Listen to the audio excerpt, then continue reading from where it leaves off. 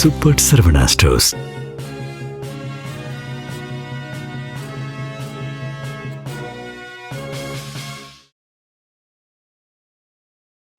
வணக்கம். ஜெம் செய்திகளுக்காக நான் உங்கள் ஜெனிஷா அகஸ்டன். இந்திய நேரப்படி காலை 8:30 மணி செய்திகள். முதலில் ஜெம் தலைப்பு செய்திகளை காணலாம். இந்திய கம்யூனிஸ்ட் கட்சியின் மூத்த தலைவர் நல்லக்கண்ணு உடல்நிலையில் பின்னடைவு ஏற்பட்டுள்ளதாக மருத்துவமனை நிர்வாகம் தகவல். மருத்துவமனைக்கு சென்று நல்லக்கண்ணுவின் உடல்நிலை குறித்து கேட்டறிந்தார் முதலமைச்சர் மு க ஸ்டாலின். திமுக ஆட்சி பெண்களுக்கு பாதுகாப்பான ஆட்சி என்று சொல்லி பிரச்சாரம் செய்ய முடியுமா? முதலமைச்சர் மு க ஸ்டாலினுக்கு எடப்பாடி பழனிசாமி கேள்வி. அமெரிக்காவை அழிக்க நினைப்பவர்களுக்கு மோசமான முறையில் மிக அதிகமான வரி விதிக்கப்படும். அமெரிக்க அதிபர் டொனால்ட் ட்ரம்ப் மிரட்டல். 20 ஓவர் உலக கோப்பை கிரிக்கெட் தொடரின் சூப்பர் 8 சுற்று. ஜிம்பாப்வே அணியை எளிதில் வீழ்த்தி வெஸ்ட் இண்டீஸ் அணி அபார வெற்றி. இனி விரிவான செய்திகளை காணலாம். இந்திய கம்யூனிஸ்ட் கட்சியின் மூத்த தலைவர் நல்லக்கண்ணு உடல்நிலை குறித்து முதலமைச்சர் மு க ஸ்டாலின் மருத்துவர்களிடம் கேட்டறிந்தார். சென்னை ராஜீவ்காந்தி மருத்துவமனையில் இந்திய கம்யூனிஸ்ட் கட்சியின் மூத்த தலைவர் நல்லக்கண்ணு மூச்சு திணறல் உள்ளிட்ட பிரச்சனைகளால் அனுமதிக்கப்பட்டு சிகிச்சை பெற்று வருகிறார். தொடர்ந்து 20 நாட்களுக்கு மேலாக அனுமதிக்கப்பட்டு சிகிச்சை பெற்று வரும் நிலையில் தற்போது அவரது உடல்நிலையில் பின்னடைவு ஏற்பட்டுள்ளதாக மருத்துவமனை நிர்வாகம் தகவல் வெளியிட்டுள்ளது. இந்நிலையில் சென்னை ராஜீவ்காந்தி அரசு மருத்துவமனைக்கு முதலமைச்சர் மு க ஸ்டாலின் நேரில் சென்று நல்லக்கண்ணுவுக்கு அளிக்கப்பட்டு வருகின்ற சிகிச்சைகள் குறித்து மருத்துவர்களிடம் கேட்டறிந்தார்.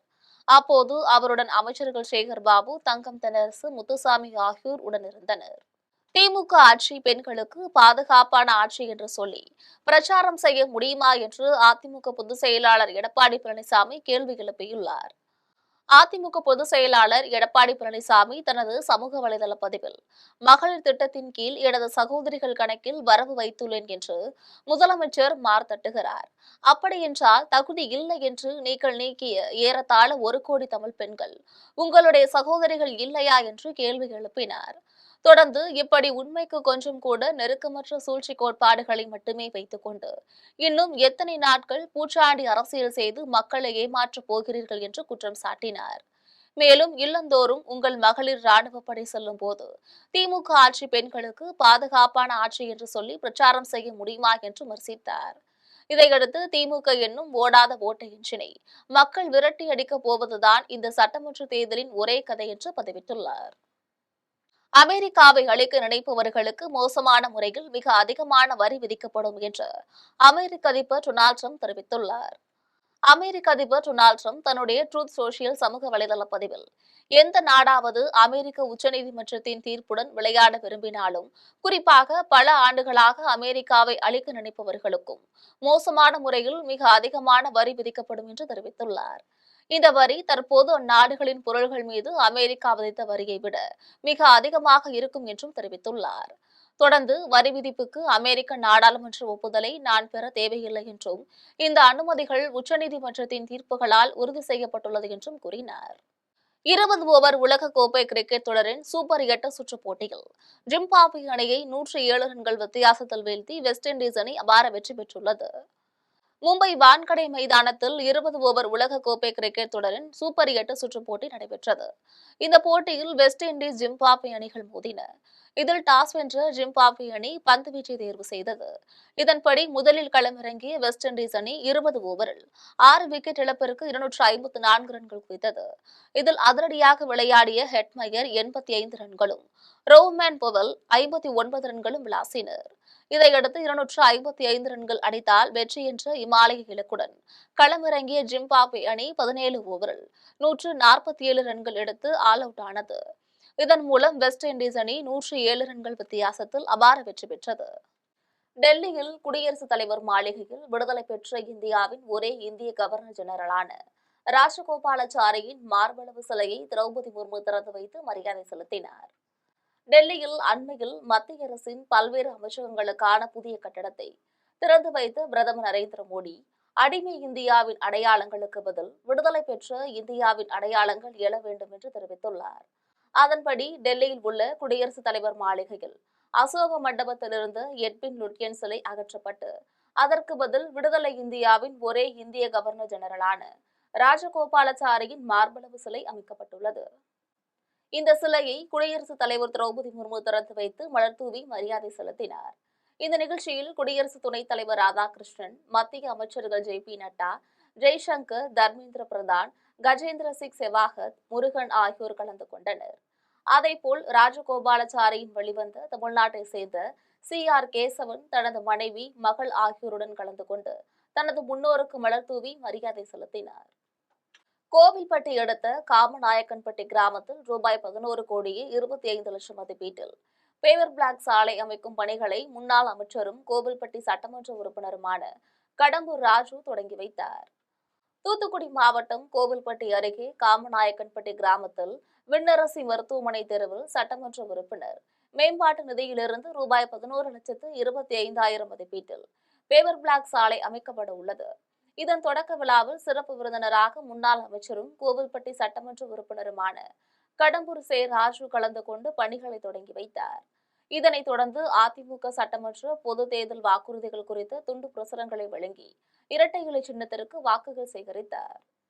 கீழ்பெண்ணாத்தூர் பகுதியில் வெல்லும் தமிழ் பெண்கள் திட்டம் மூலமாக வீடு வீடாக சென்று திமுகவின் சாதனைகளை எடுத்து கூறி வாக்கு சேகரிக்கும் நிகழ்ச்சியை சட்டப்பேரவை துணை சபாநாயகர் கு. பிச்சாண்டி தொடங்கி வைத்தார். திருவண்ணாமலை மாவட்டம் கீழ்பெண்ணாத்தூர் பேரூராட்சி பகுதியில் திமுக மகளிரணி சார்பில் வெல்லும் தமிழ் பெண்கள் திட்டத்தின் மூலமாக பெண்கள் வீடு வீடாக சென்று பெண்களிடையே திமுக செய்த சாதனைகளை கூறி வாக்குகளை சேகரிக்கும் நிகழ்ச்சி நடைபெற்றது. நிகழ்ச்சியை சட்டப்பேரவை துணை சபாநாயகர் கு. பிச்சாண்டி தொடங்கி வைத்தார். நிகழ்ச்சியில் ஒன்றிய செயலாளர் ஆறுமுகம், நகர செயலாளர் அன்பு மற்றும் திமுக மகளிரணி நிர்வாகிகள் கலந்து கொண்டு தெருக்களில் வீடு வீடாக சென்று பெண்களை சந்தித்து திமுகவின் திட்டங்களை எடுத்து கூறி மீண்டும் திமுக ஆட்சி அமைய திமுகவிற்கு வாக்குகளை சேகரித்தனர். தேர்தல் ஆணையம் வெளியிட்டுள்ள இறுதி வாக்காளர் பட்டியலை வைத்து வீடு வீடாக சென்று ஆய்வு செய்த பிறகே வாக்காளர் பட்டியல் திருத்தம் குறித்து கருத்து கூற முடியும் என முன்னாள் அமைச்சர் ஜெயக்குமார் தெரிவித்துள்ளார். சென்னை மாவட்டத்தில் இறுதி வாக்காளர் பட்டியல் வெளியீட்டுக்கு முன்னாள் அமைச்சர் ஜெயக்குமார் செய்தியாளர்களிடம் பேசினார். அப்போது கடைசி நேரத்தில் சேர்க்கப்படும் வாக்காளர் பட்டியல்தான் அரசியல் கட்சியினருக்கும் வாக்குப்பதிவு மையத்தில் இருப்பவர்களுக்கும் கொடுக்க வேண்டும் என்றும் தெரிவித்துள்ளார். 23/2/2026 படி 28,30,936 கிட்டத்தட்ட 25,79,676 சிறப்பு தீவிர திருத்தத்தின் போது இருந்த நிலை. அது என்னாச்சுன்னா அதுக்கப்புறம் 28 ஆயிடுச்சு. கிட்டத்தட்ட ஒரு 3 லட்சம் ஓட்டு கூடுதலாக ஆயிரத்துக்கு நீங்கள் கூட்டி கழிச்சு பார்த்துங்க. நீங்கள் இப்போ நாங்கள் என்ன கேள்வி கேட்டோம்னா, இப்போது இது ஆக்சுவலாக இந்த வரைவு வாக்காளர் பட்டியல் வெளியிட்டீங்க. இறுதி வாக்காளர் பட்டியலில் உள்ள பெயர்களை எக்காரணம் கொண்டும் நீக்கக்கூடாது என்று காங்கிரஸ் கட்சி சார்பாக மாவட்ட தேர்தல் அதிகாரியிடம் கூறியுள்ளதாக காங்கிரஸ் நிர்வாகி எஸ்.கே. நவாஸ் தெரிவித்துள்ளார். சென்னை மாவட்ட இறுதி வாக்காளர் பட்டியல் வெளியீட்டு நிகழ்ச்சியில் கலந்து கொண்ட பின்பு செய்தியாளர்களிடம் எஸ்.கே. நவாஸ் பேசினார். அப்போது ஏற்கனவே சென்னையில் 12 லட்சம் வாக்காளர்கள் நீக்கப்பட்டுள்ளதை சுட்டிக்காட்டினார். தேர்தலுக்கு 10 நாட்கள் முன்பு வரை இவர்கள் யாரை வேண்டுமானாலும் நீக்கலாம் என்று கூறுவது அதிர்ச்சியளிப்பதாக தெரிவித்துள்ளார். சென்னை மாவட்டத்தில் இறுதி வாக்காளர் பட்டியல் வெளியிடப்பட்டுள்ள நிலையில் 16 சட்டமன்ற தொகுதிகளிலும் சேர்த்து மொத்தம் 28,30,936 வாக்காளர்கள் உள்ளனர். சென்னை மாவட்டத்துக்கு உட்பட்ட 16 சட்டமன்ற தொகுதிகளின் இறுதி வாக்காளர் பட்டியலை மாநகராட்சி ஆணையரும் மாவட்ட தேர்தல் அதிகாரியுமான குமரகுருபரன் இன்று வெளியிட்டார். மாநகராட்சி கட்டடத்தில் நடைபெற்ற நிகழ்ச்சியில் முன்னாள் அமைச்சர் ஜெயக்குமார், பாஜக மாநில செயலாளர் கராத்தே தியாகராஜன், விடுதலை சிறுத்தைகள் கட்சியை சேர்ந்த செல்வம், ஆம் ஆத்மி கட்சியின் மாநில பொதுச் செயலாளர் ஜோசப் ராஜா, காங்கிரஸை சேர்ந்த எஸ்.கே. நவாஸ், திமுகவை சேர்ந்த முன்னாள் சட்டமன்ற உறுப்பினர் ரவிச்சந்திரன் ஆகியோர் முன்னிலையில் வாக்காளர் பட்டியல் வெளியிடப்பட்டது. சென்னையின் 16 சட்டமன்ற தொகுதிகளிலும் சேர்த்து மொத்தம் 28,30,936 வாக்காளர்கள் உள்ளனர். 13,65,263 ஆண் வாக்காளர்களும் 14,64,344 பெண் வாக்காளர்களும் 829 மூன்றாம் பாலினத்தவரும் உள்ளனர். மிக குறைந்த அளவாக துறைமுகம் தொகுதியில் 1,16,896 வாக்காளர்களும், அதிகபட்சமாக பெரம்பூர் தொகுதியில் 2,22,792 வாக்காளர்களும் உள்ளனர். அது மட்டுமில்லாமல் வேட்புமனு தாக்கல் தொடங்குவதற்கு 10 நாட்களுக்கு முன்பு வரையில் வாக்காளர் சேர்ப்புக்கான விண்ணப்பங்களை அளிக்கலாம் என சென்னை மாவட்ட தேர்தல் அதிகாரி தெரிவித்துள்ளார்.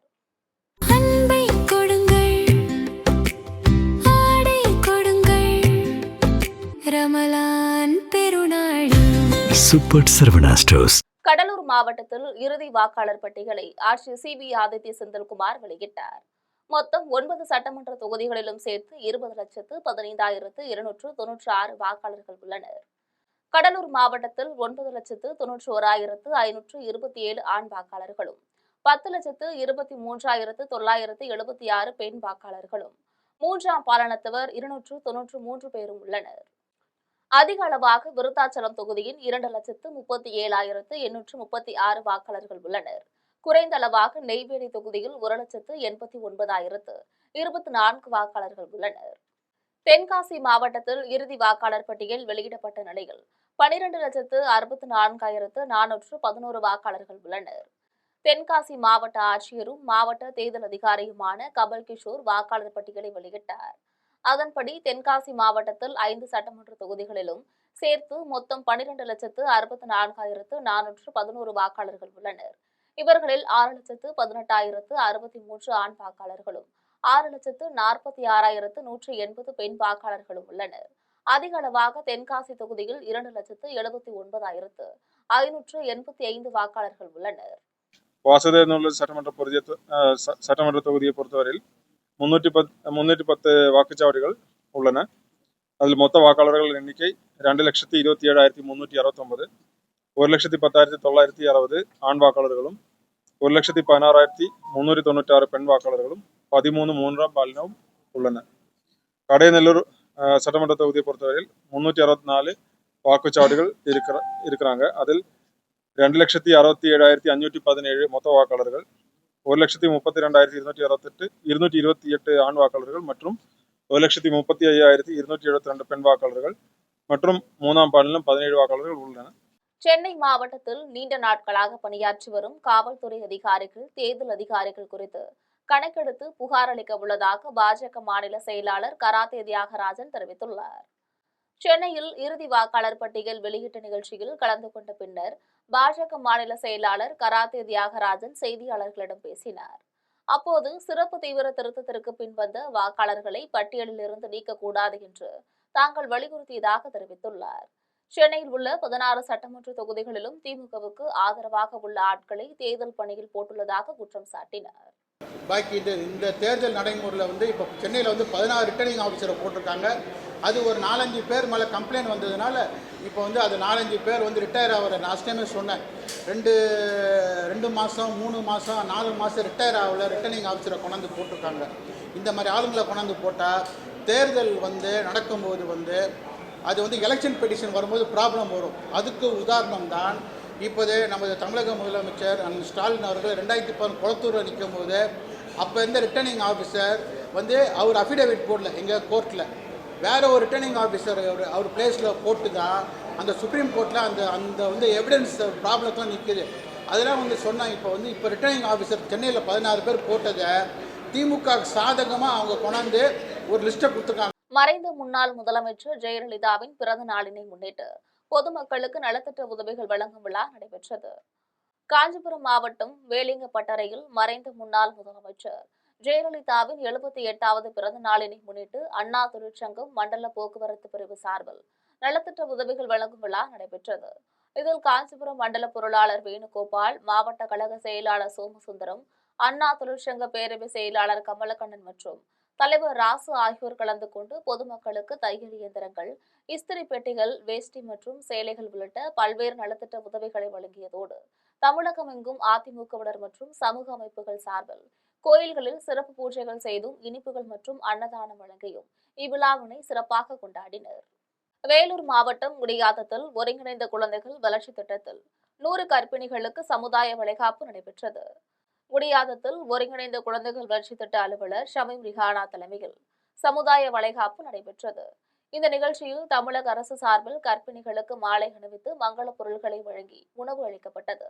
இதில் வேலூர் மக்களவை உறுப்பினர் கதிர் ஆனந்த் கலந்து கொண்டு தனது சொந்த பணத்தில் 100 கர்ப்பிணி பெண்களுக்கும் புடவை உள்ளிட்ட சீர்வரிசை பொருட்களை வழங்கி வாழ்த்தினார். பிறகு குழந்தைகளுக்கு தமிழில் பெயர் வைக்க வேண்டும் என்று வேண்டுகோள் விடுத்தார்.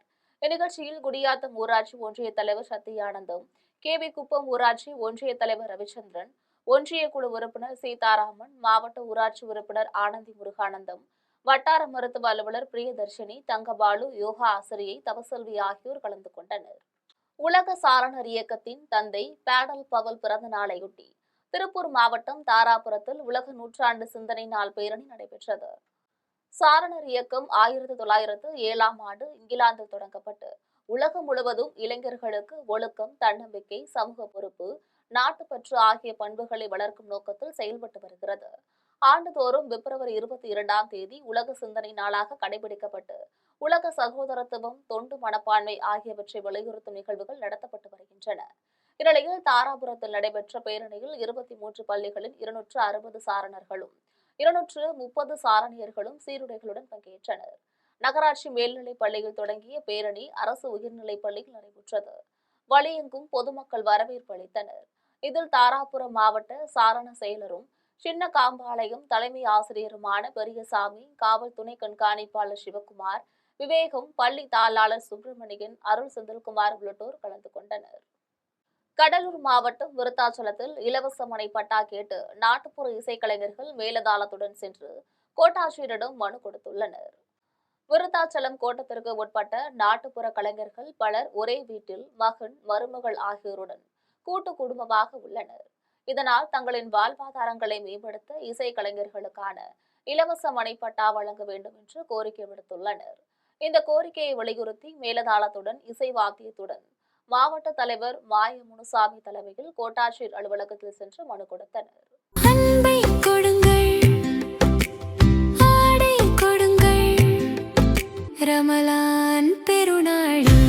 Super Saravana stores. திமுக மாவட்ட பிரதிநிதி தனது உறவினர்களின் 5 கோடி ரூபாய் மதிப்புள்ள சொத்தை ஆக்கிரமித்து கைப்பற்ற முயல்வதாக கூறி திண்டுக்கல் மாவட்ட ஆட்சியர் அலுவலகத்தில் முதியவர்கள் தரையில் அமர்ந்து போராட்டத்தில் ஈடுபட்டனர். திண்டுக்கல் மாவட்டம் ஆத்தூர் தொகுதிக்கு உட்பட்ட சித்தாங்கோட்டை பேரூராட்சி புதுப்பட்டியை சேர்ந்த பைரவா கவுண்டர் இதே பகுதியில் சுமார் 1/4 ஏக்கர் நிலம் வைத்துள்ளார். அவருக்கு 2 மகன்களும் 5 மகள்களும் உள்ளனர்.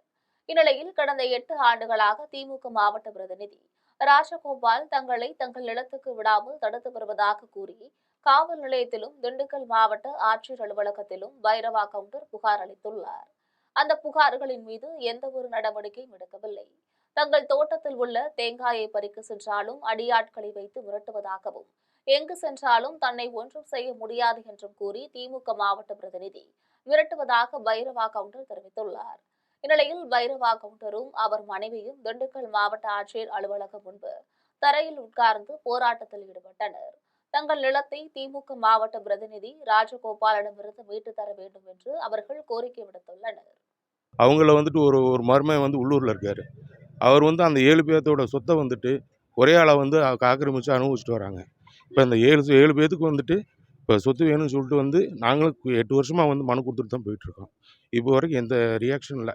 ஏன் அப்படின்னாக்கா அவர் மாவட்டத்தில் டிஎம்கேல மாவட்டத்தில் முக்கிய பொறுப்பில் இருக்கிறதுனால அதை எதுவுமே கண்டுக்க மாட்டேங்கிறாங்க. கடலூர் மாவட்டம் விருத்தாச்சலத்தை அடுத்த வடக்கு வெள்ளூர் அருந்ததியர் மக்களுக்கு தமிழக அரசு கொடுத்த நிலத்தை அளவீடு செய்து பட்டா வழங்க கோரி விடுதலை தமிழ் புலிகள் கட்சியினர் போராட்டத்தில் ஈடுபட்டனர். விருத்தாச்சலம் அடுத்த வடக்கு வெள்ளூரில் அருந்ததியின மக்களுக்கு இலவச மனை பட்டா கேட்டு பல ஆண்டுகளாக மனு கொடுத்து வந்துள்ளனர். இந்த நிலையில் இலவச மனை பட்டா வழங்கியதாக தமிழக அரசு அறிவித்துள்ளது. அந்த இடத்தை இதுவரையிலும் அளவிட்டு ஒதுக்காமலும் மக்களுக்கு பட்டா வழங்காமலும் அரசு அதிகாரிகள் அலைக்கழித்து வருகின்றனர். இந்நிலையில் விடுதலை தமிழ் புலிகள் கட்சியினர் தமிழக அரசு கொடுத்துள்ள நிலத்தில் கொட்டகை அமைத்து அங்கேயே சமைத்து சாப்பிட்டு குடியேறும் போராட்டத்தில் ஈடுபட்டனர். இதில் மாவட்ட செயலாளர் கதிரவன் தலைமையில் நடைபெற்ற போராட்டத்தில் கட்சி நிர்வாகிகளும் வடக்கு வெள்ளூர் மக்களும் ஆகியோர் பங்கேற்றனர். 4000 பேர்களுக்கு இலவச வீட்டுமனை பட்டா வழங்குவதாக அறிவித்தார். அதில் வடக்கு வெள்ளூர் அருந்ததியர் தெரு மக்களுக்கும் 68 நபர்களுக்கு இலவச வீட்டுமனை பட்டா வழங்க நமுனா காப்பி வழங்கப்பட்டது. அது வழங்கி கடந்த 1 வருடங்களை கடந்தும் இதுநாள் வரை இந்த மக்களுக்கு அந்த மனைப்பட்டாவை அளவீடு செய்து வழங்காததை கண்டித்து இன்று எங்கள் மாநில செயலாளர் தோழர் உத்ராபதி அவர்களின் தலைமையில் இங்கு அவர்கள் வழங்கிய அதே சர்வே எண் 155/4 நாங்கள் அளவீடு செய்து நாங்களே குடியேறும் போராட்டத்தை அறிவித்திருக்கிறோம். கிராம உதவியாளர்களுக்கு காலமுறை ஊதியம் வழங்க வேண்டும் என வலியுறுத்தி கரூரில் தமிழ்நாடு வருவாய் கிராம ஊழியர் சங்கத்தினர் சாலை மறியல் போராட்டத்தில் ஈடுபட்டனர். தமிழ்நாடு வருவாய் கிராம ஊழியர்கள் சங்கத்தின் சார்பில் கிராம உதவியாளர்களுக்கு காலமுறை ஊதியம் வழங்கிடக் கோரி தமிழகம் முழுவதும் மாவட்ட தலைநகரங்களில் ஆர்ப்பாட்டம் நடைபெற்று வருகிறது. அதனைத் தொடர்ந்து கரூர் மாவட்ட ஆட்சியர் அலுவலகம் முன்பு சங்கத்தின் மாவட்ட தலைவர் அரசகுமார் தலைமையில் ஆர்ப்பாட்டம் நடைபெற்றது. இந்த ஆர்ப்பாட்டத்தில் சங்கத்தின் மாவட்ட செயலாளர் சக்திவேல் பங்கேற்று கோரிக்கை விளக்க உரையாற்றினார்.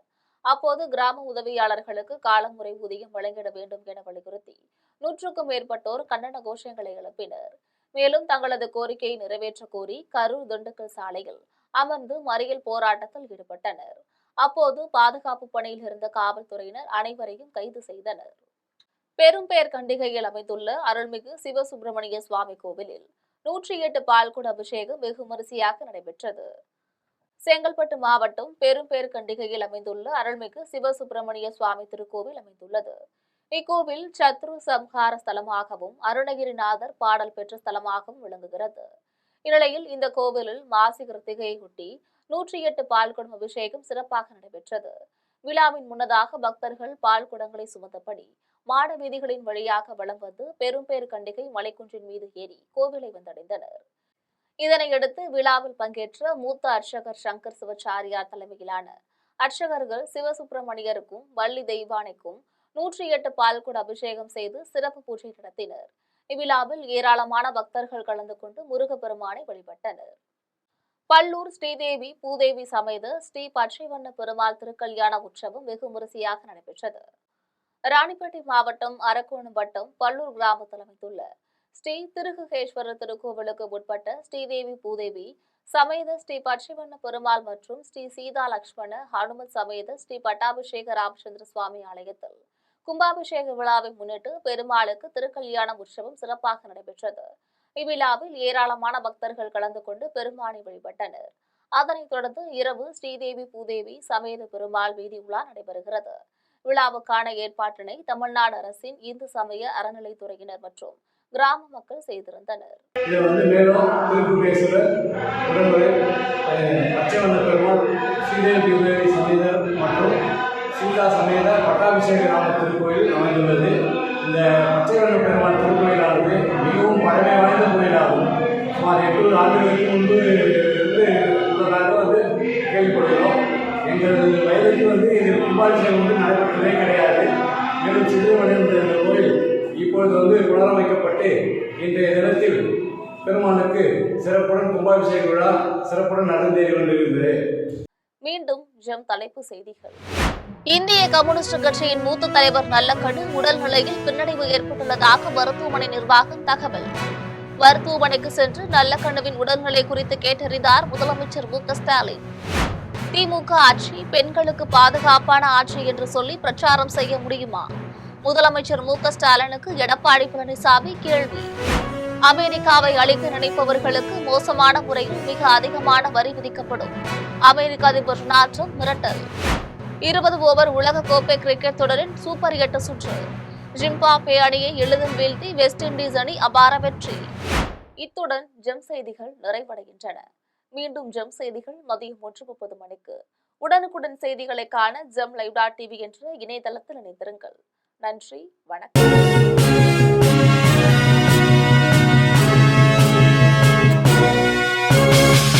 உடனுக்குடன் அப்டேட் தெரிந்து கொள்ள ஜெம் டிவி தமிழ் ஆப்பை இன்ஸ்டால் செய்யவும். அன்பை கொடுங்கள், ஆடை கொடுங்கள், ரமலான் பெருநாள். Super Sarvana Stores.